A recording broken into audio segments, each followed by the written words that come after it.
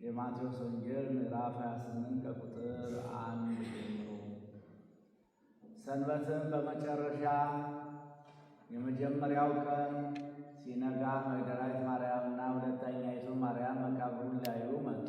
እነሆ የጌታ መልአክ ከሰማይ ስለወረደ ታላቅ የምንውጥውጥ ሆነ፣ መነዋወጥ ሆነ። ቀርቦም ድንጋዩን አንከባሎ በላዩ ላይ ተቀመጠ። መልአኩም እንደ መብረቅ፣ ልብሱም እንደ በረዶ ነጭ ነበረ። ጠባቆቹም እርሱን ከመፍራት የተነሳ ተናወጡ፣ እንደሞቱም ሆኑ። መልአኩም መልሶ ሴቶቹን አላቸው፣ እናንተስ አትፍሩ፣ የተሰቀለውን ኢየሱስን እንድትሹ አውቃለሁና እንደተናገረ ተነስቷልና በዚህ የለም። የተኛበትን ስፍራ ኑና እዩ።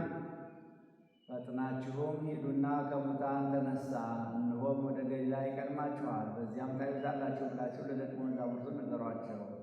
እነሆም ነገርኋችሁ። መፍራትና በታላቅ ደስታም ፈጥነው ከመቃብር ሄዱ፣ ለደቀ መዛሙርቱ ሊያወሩ ሮጡ። እነሆም ኢየሱስ አገኛቸውና ደስ ይበላችሁ አላቸው። እነርሱም ቀርበው እግሩን ይዘው ሰገዱለት። በዚያን ጊዜ ኢየሱስ አትፍሩ፣ ሄዳችሁ ወደ ገሊላ እንዲሄዱ ለወንድሞቼ ንገሩ፣ በዚያም ያዩኛል አሏቸው። ሰማይና ምድር ያልፋል፣ ቃሌ ግን አያልፍም ብሎ ጌታ ለደቀ መዛሙርቱ ነገራቸው። የማርቆስ ወንጌል ምዕራፍ 16 ከቁጥር 1 ጀምሮ።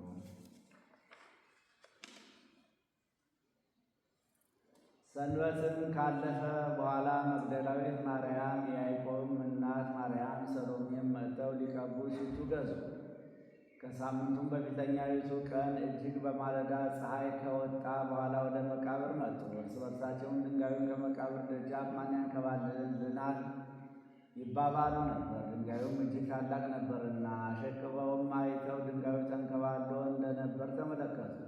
ወደ መቃብሩም ገብተው ነጭ ልብስ የተጎናጸፈ ጎልማሳ በቀኝ በኩል ተቀምጦ አዩና ደነገጡ። እርሱ ግን አትደንግጡ፣ የተሰቀለውን የናዝሬቱን ኢየሱስን ትፈልጋላችሁ፣ ተነስቷል፣ በዚህ የለም። እነሆ እርሱን ያኖሩበት ስፍራ። ነገር ግን ሄዳችሁ ለደቀ መዛሙርቱ ለጴጥሮስም ወደ ገሊላ ይቀድማችኋል፣ እንደነገራችሁ በዚያ ታዩታላችሁ ብላችሁ ንገሯቸው አሏቸው። መንቀጥቀጥና መደንገጥ ይዟቸው ነበርና ወጥተው ከመቃብርም ሸሹ። ይፈሩ ነበርና ለማንም አንዳች አልተናገሩም። እነርሱም ያዘዛቸውን ሁሉ ለጴጥሮስና ከእነርሱ ጋር ላሉት ባጭሩ ተናገሩ። ከዚህ በኋላ ኢየሱስ ራሱ ሰላም ለእናንተ እንዲሁ ይሁን፣ የማይለወጠውን ቅዱስ ወንጌል ከፀሐይ መውጫ እስከ መጥለቂያው ድረስ በእጃቸው ላከው። ጆሮ ያለው መስማትን ይስማ ብሎ ለደቀ መዛሙርቱ ነገራቸው። የሉቃስ ወንጌል ምዕራፍ 24 ከቁጥር 1 ጀምሮ።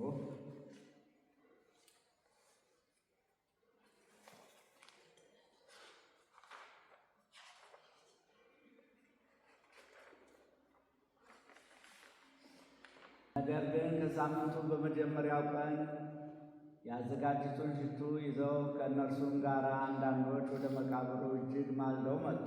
ድንጋዩንም ከመቃብሩ ተንከባሎ አገኙ።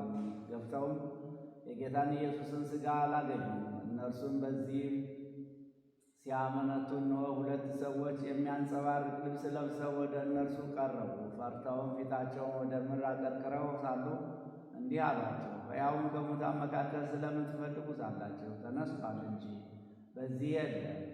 የሰው ልጅ በኃጢአተኞች እጅ አሳልፎ ሊሰጥና ሊሰቀል በሦስተኛውም ቀን ሊነሣ ግድ ነው እያለ ገና በገሊላ ሳለ ለእናንተ እንደተናገረ አስቡ፣ ቃሎቹንም አስቡ። ከመቃብሩም ተመልሰው ይህን ሁሉ ለ11ዱና ለሌሎች ሁሉን ነገሯቸው። ይህንም ለሐዋርያት የነገሯቸው መግደላዊት ማርያምና የዮሐና የያዕቆብም እናት ማርያም ከእነርሱም ጋር የነበሩት ሌሎች ሴቶች ነበሩ። ይህም ቃል ቅዠት መስሎ ታያቸውና አላመኗቸውም። ጴጥሮስ ግን ተነስቶ ወደ መቃብር ሮጠ። በዚያም ዝቅ ብሎ ሲመለከት የተልባ እግር ልብስን ብቻ አየ። በሆነውም ነገር ተደነቀ። ወደ ቤቱም ሄደ። እነሆም ከእነርሱ ሁለቱ በዚያን ቀን ከኢየሩሳሌም 60 ምዕራፍ ያህል ወደሚርቅ ወደ ኤማሁስ ወደ ይዘው ስለዚህም ስለሆነው ነገር ሁሉ እርስ በርሳቸው ይነጋገሩ ነበር። ሲነጋገሩም ሲመራመሩም ኢየሱስ ራሱ ቀርቦ ከእነሱ ጋር ይሄድ ነበር። ነገር ግን እንዳያውቁት ዓይናቸው ተይዞ ነበርና።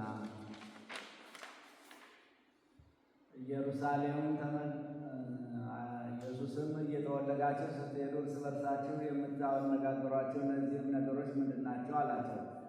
ቀለዮጳ የሚባለውም አንዱ መልሶ አንተ በኢየሩሳሌም እንግዳ ሆነህ ለብቻ ትኖራለህን? በእነዚህ ቀኖች በዚያ የሆነውን ነገር አታውቅምን? አለው። እርሱም ይህ ምንድን ነው አላቸው። እነርሱም እንዲህ አሉ፣ በእግዚአብሔርና በሕዝቡ ሁሉ ፊት በሥራና በቃል ብርቱ ነቢይ ስለነበረው ስለ ናዝሬቱ ኢየሱስ አሁንም የካህናት አለቆችና መኳንንታቸው ለሞት ፍርድ እንዴት አሳልፈው እንደሰጡትና እንደሰቀሉት ነው። እኛ ግን እስራኤልን እንዲቤዥ ያለው እርሱ እንደሆነ ተስፋ አድርገን ነበር።